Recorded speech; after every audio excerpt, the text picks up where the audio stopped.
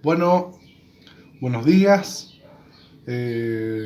Los invito nuevamente a participar de este video grabado para las clases de cardiovascular y circulatorio. Lo que les estoy presentando en este momento es una figura del corazón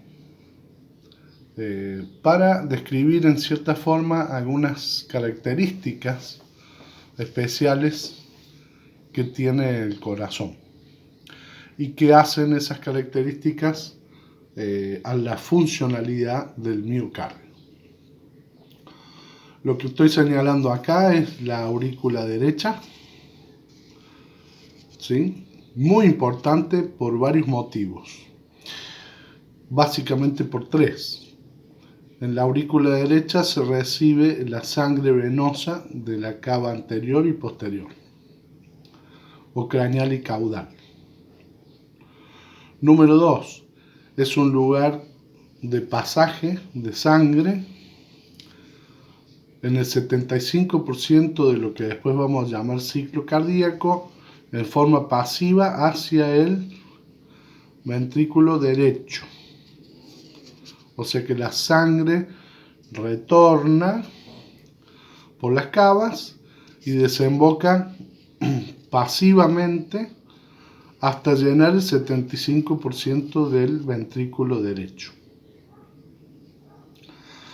Ahí adentro tiene unas células especializadas en lo que se llama distensibilidad.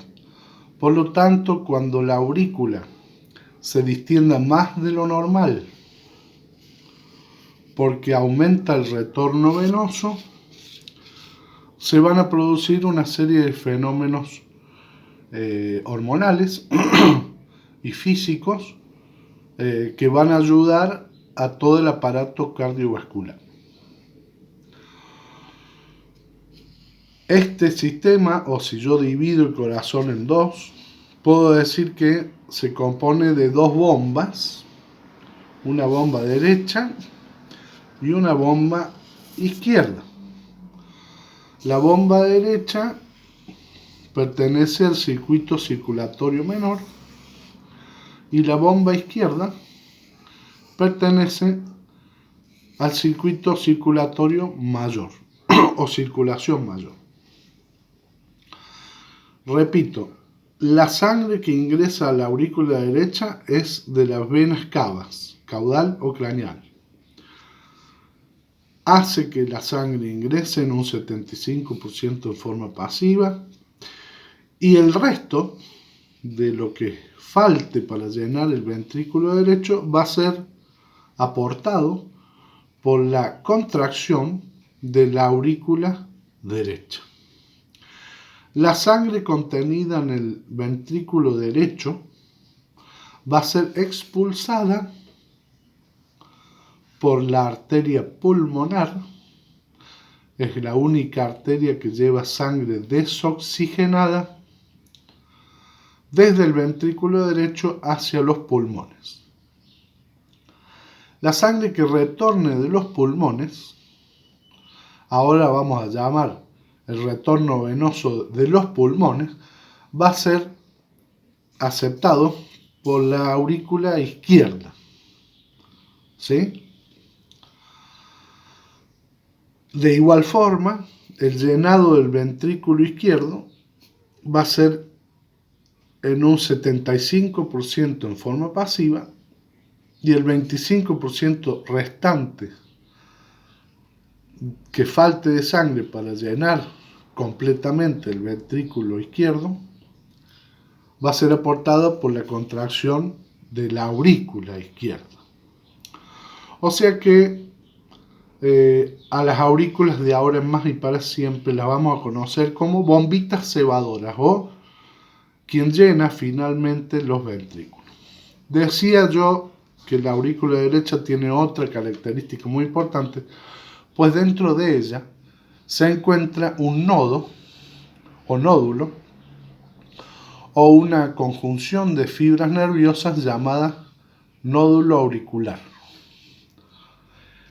¿Por qué es tan importante esa estructura? Porque es desde allí a donde se va a generar en condiciones normales un latido cardíaco normal. También debemos aclarar que el músculo cardíaco tiene todas, para aclarar algo, todas las células son fibras musculares. Lo que pasa es que hay fibras musculares cardíacas especializadas en la electricidad, como en la parte eléctrica. Después tenemos un segundo grupo de fibras musculares auriculares. Y finalmente tenemos un tercer grupo de células musculares ventriculares. O sea, en definitiva son todas fibras musculares, pero cada una se especializa en alguna actividad. O sea que aquellas que están dedicadas más bien a la parte eléctrica tienen poca importancia en la parte contráctil del músculo cardíaco. Otra cosa o característica muy importante es que desde aquí, rodeando a las válvulas, hay todo un tejido conectivo fibroso que no permite que la electricidad conducida por estas fibras musculares auriculares, que se van a comportar como si fuese una sola célula, pase libremente hacia los ventrículos, sino que obliga a esa banda fibrosa a que toda la actividad eléctrica se concentre en este punto, a donde hay otra estructura muy importante llamada nódulo aurículo ventricular, porque justamente está en un punto donde se dividen las aurículas de los ventrículos, que concentra toda la actividad eléctrica que viene desarrollándose por estas fibras musculares o disipándose,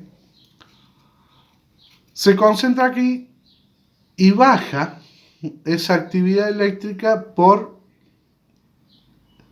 una estructura chiquitita que se llama haz de His, y luego recorre de esta forma la electricidad del corazón hasta que se divide en la rama derecha y la rama izquierda, llamadas también fibras de Purkinje. Entonces, cuando hablamos de aquellas células que están especializadas en la parte eléctrica, yo debo entender que ellas están concentradas en esta estructura blanquecina que es bien notable aquí. Y que después se dividen en rama izquierda y rama derecha. ¿Sí? Voy a llegarme hasta otro gráfico para después seguir aquí,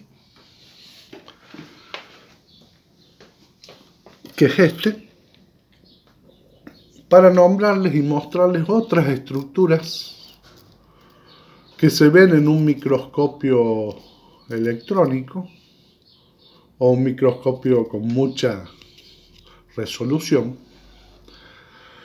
Y vamos a decir que entre esta célula muscular cardíaca y esta otra hay un lugar llamado sinsitio,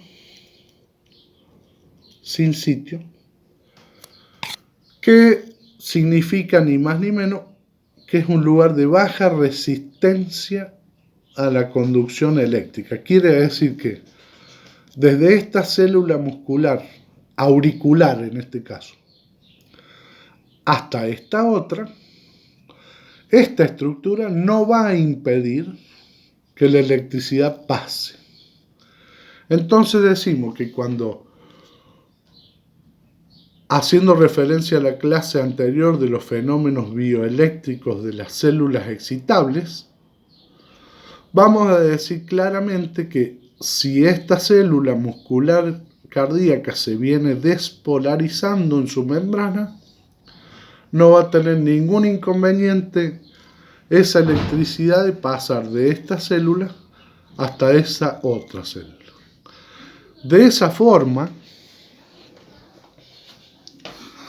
en cualquier punto que se despolarice una aurícula, fundamentalmente después vamos a hablar del nódulo auricular o el marcapaso del corazón, vamos a decir que desde ese punto la actividad eléctrica en la aurícula se va a diseminar de tal forma que no va a tener ningún impedimento eléctrico o resistencia a la electricidad para que esta estructura se despolarice como un todo, o sea, como si fuese una sola estructura,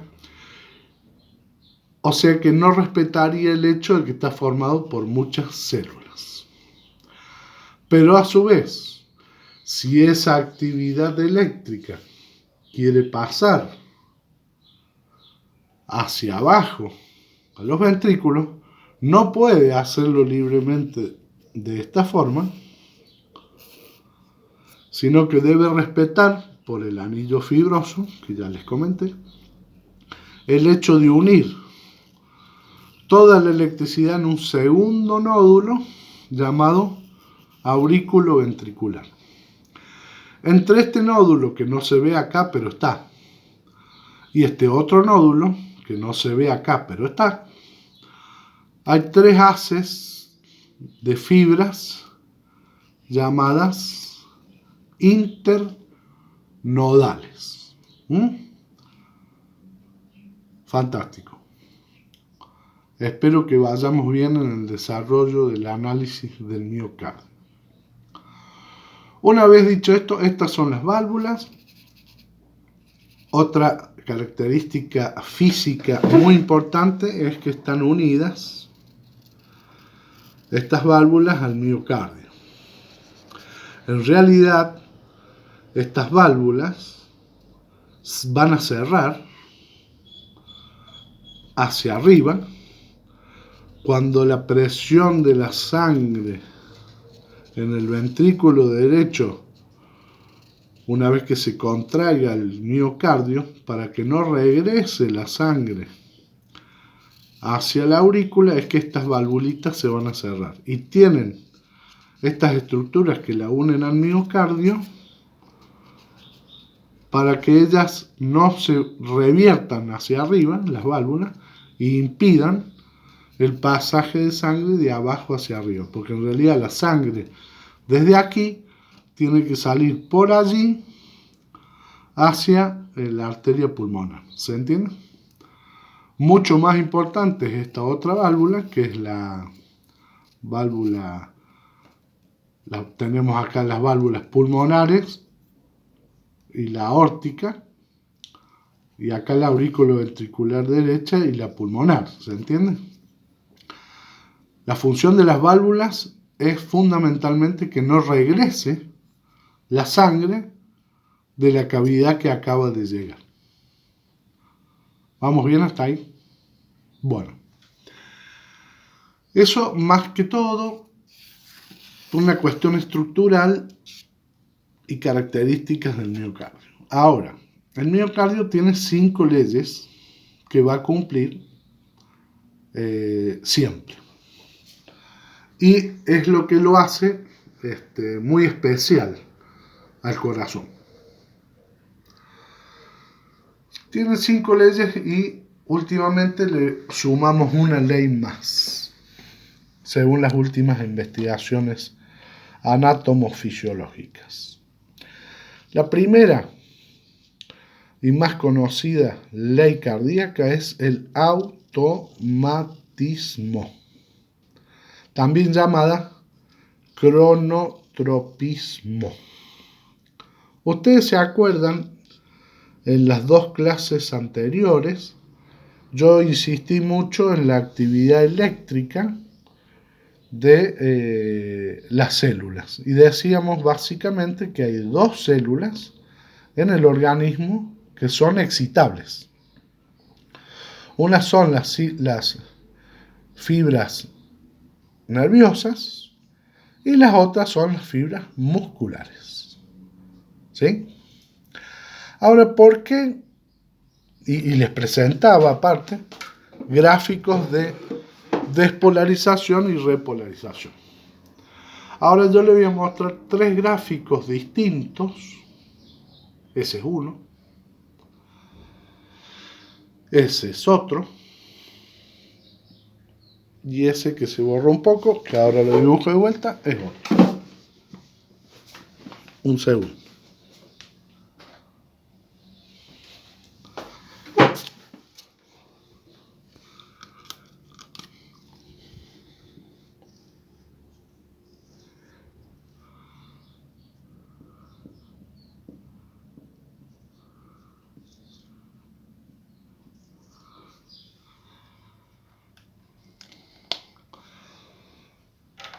¿Por qué los gráficos bipolares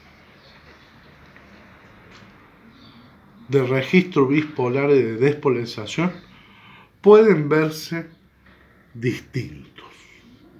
Este es un registro bipolar de una fibra muscular cardíaca, pero ventricular, o sea, de acá.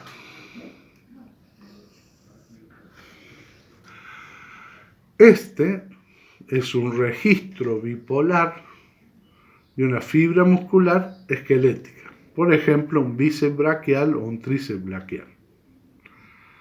Y este es el registro eléctrico bipolar de una fibra especializada en la conducción nerviosa cardíaca. Por ejemplo, la que vamos a tener en el nódulo auricular o sinusal y en el nódulo auriculoventricular o en cualquiera de estas fibras nerviosas especializadas.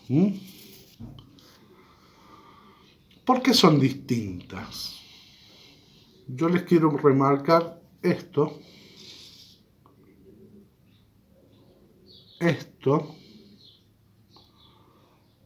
y esto.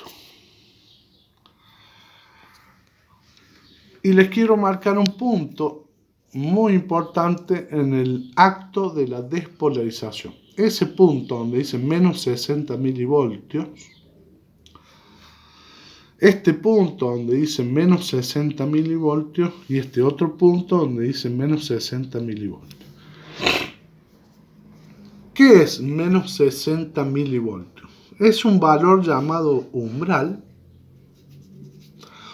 a donde si parte de la membrana celular llegó hasta ese punto de despolarización, o sea, si cierta parte de la membrana ya se despolarizó, una vez que llegue a menos 60 milivoltios de despolarización, indiscutiblemente o sí va a cumplir otra ley que se llama la ley del todo o nada. O sea, sí o sí se va a despolarizar toda esa membrana celular.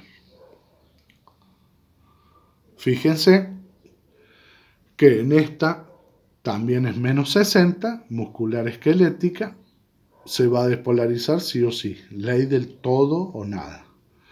Si llegué hasta este punto, me despolarizo sí o sí. Si llego hasta este punto, me despolarizo sí o sí. Ahora, lo que después cambia es esta otra parte, que es una meseta, que se da en la fibra muscular cardíaca ventricular. Esta otra meseta más corta, que se da en la fibra muscular cardíaca, esquelética. Y esta otra gráfica no tiene meseta. Cuando hablamos de los iones importantes para la despolarización y la repolarización, hacíamos hincapié que en la primera clase, o en las 2 primeras clases, decíamos que acá participaban los sodios y finalmente los potasios, aquellos que ingresaban por los canales activados por voltaje para el sodio, y acá ingresaban salían los potasios de aquellos canales activados por voltaje para el potasio. Y decíamos que era algo muy simple de entender: despolarización, repolarización. De igual forma, acá puedo nombrar a los canales activados por voltaje para el sodio, canales rápidos. Llego al punto máximo de despolarización, más 35 milivoltios. Sufro una pequeña meseta porque aquí vamos a agregar dos canales más que hasta ahora no los conocíamos. Acá vamos a activar a unos canales llamados lentos para el sodio. Acá actuaban los rápidos para el sodio. Acá vamos a activar unos lentos para el sodio y lentos para el calcio. ¿Se acuerdan que yo había nombrado 3 iones en la primera clase, pero en el desarrollo solo nombramos sodio y potasio? Acá ya tenemos que tener en cuenta al calcio. ¿Sí? ¿Por qué? Porque son células contráctiles. Y después nos vamos a dar cuenta qué importante que es el calcio para la contracción muscular.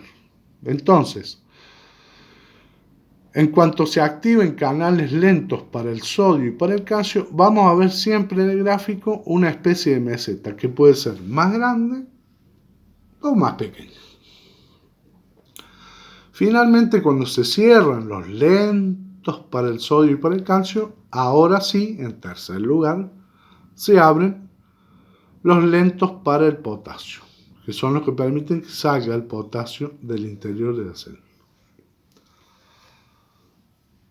Fíjense acá, si esta meseta es mucho más grande o pronunciada que esta, les está diciendo que hay muchos más canales lentos para el sodio y para el calcio que se están activando. Entonces, el gráfico se va a mesetear.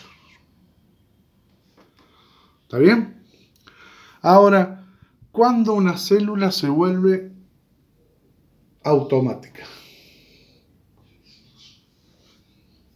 Y la clave está en esta otra trampa que tienen las fibras especializadas en la conducción nerviosa. Fíjense, ellas van a cumplir la ley del todo nada a los menos 60 milivoltios, pero reposa a menos 65 milivoltios.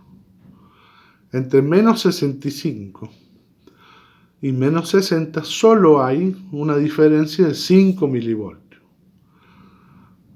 Al comienzo de la clase anterior yo les comentaba que hay iones que por diferencia de concentración, sodio afuera más y potasio adentro más, tienden a salir por difusión y diferencia de concentración, ¿sí? Por los canales de escape del sodio y el potasio. Es tan simple como que los sodios y los potasios comiencen a entrar y a salir sin todavía activar ninguna compuerta operada por voltaje, para que logremos cambiar de menos 65 a menos 60 milivoltios. Por lo tanto, si yo al corazón le corto las fibras nerviosas, ya sean simpáticas o parasimpáticas, que llegan a él, que ya vamos a ver a dónde llegan, el corazón, sin un estímulo externo eléctrico que viene por los nervios simpático y parasimpático, solita, se puede despolarizar. Y eso es automatismo. Y lo logra porque desde el valor reposo en milivoltios al valor umbral en milivoltios hay muy poca diferencia. En cambio, fíjense en un músculo esquelético, tengo una diferencia de 30 milivoltios, porque reposa en menos 90 y se cumple la ley del todo nada en menos 60 milivoltios. ¿Está bien? En el caso de la fibra muscular, esquelética, ventricular, fibra muscular cardíaca ventricular, reposo en menos 75 y cumplo la ley del todo nada en menos 60. Ya acá tengo una diferencia, pero es menor o prácticamente la mitad que esto. Entonces, el impulso eléctrico que debe recibir esta célula para despolarizarse es mucho mayor que esta. Y el impulso eléctrico que debe recibir esta fibra muscular ventricular izquierda es mucho mayor que esto. Prácticamente esto no necesita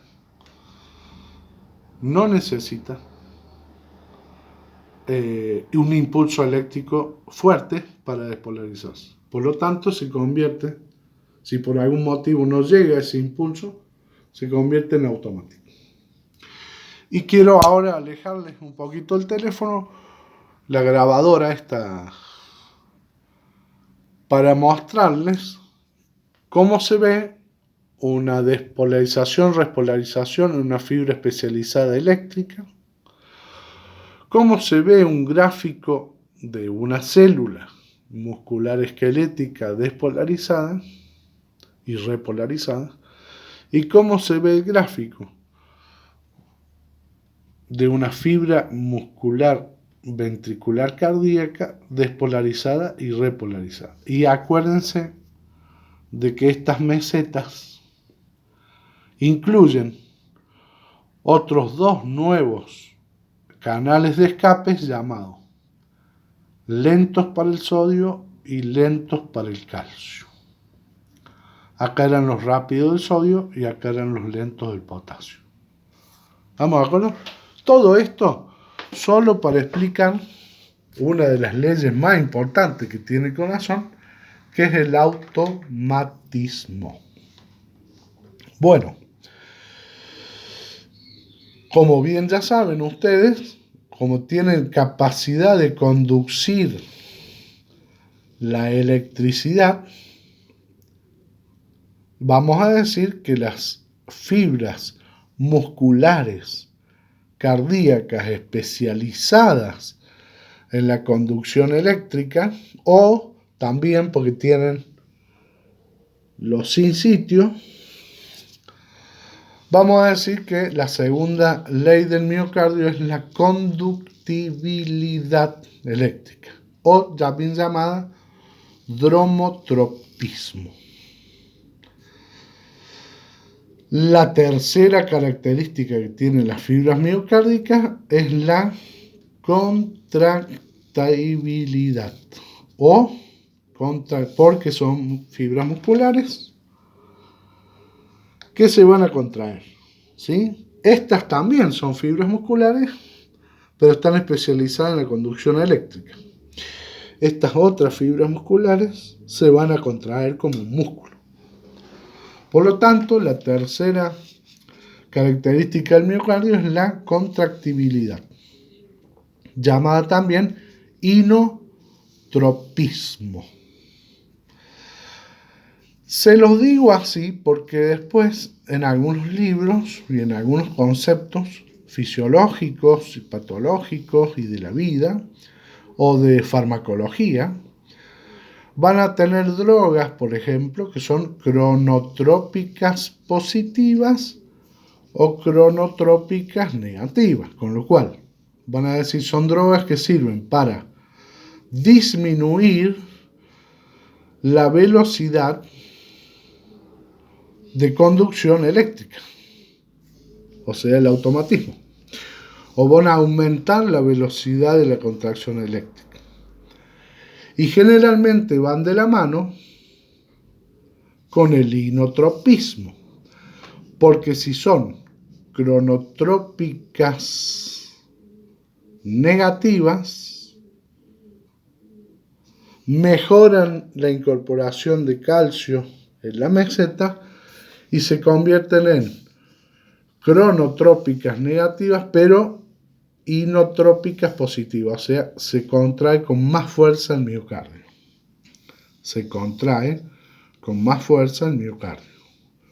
Cronotrópicas negativas, inotrópicas positivas. Bueno. Es un tejido que es excitable, dijimos, desde el primer día de clases, y cuando hablamos de los fenómenos bioeléctricos en la clase anterior, que vamos a hablar de los únicos dos tejidos en el organismo que son excitables. Uno son las fibras musculares y otras son las fibras nerviosas. Esta característica también es llamada vadmotropismo. Se habla de un tono basal de las fibras musculares o tonotropismo. ¿Qué es esto? En realidad, cuando ya vamos a hablar de cuando una célula muscular se contrae, es lo distinto a que se relaje, digamos, ¿no? Pero está estudiado que cuando se relaja, una fibra muscular no se relaja del todo, sino que siempre mantiene un tono basal de contracción.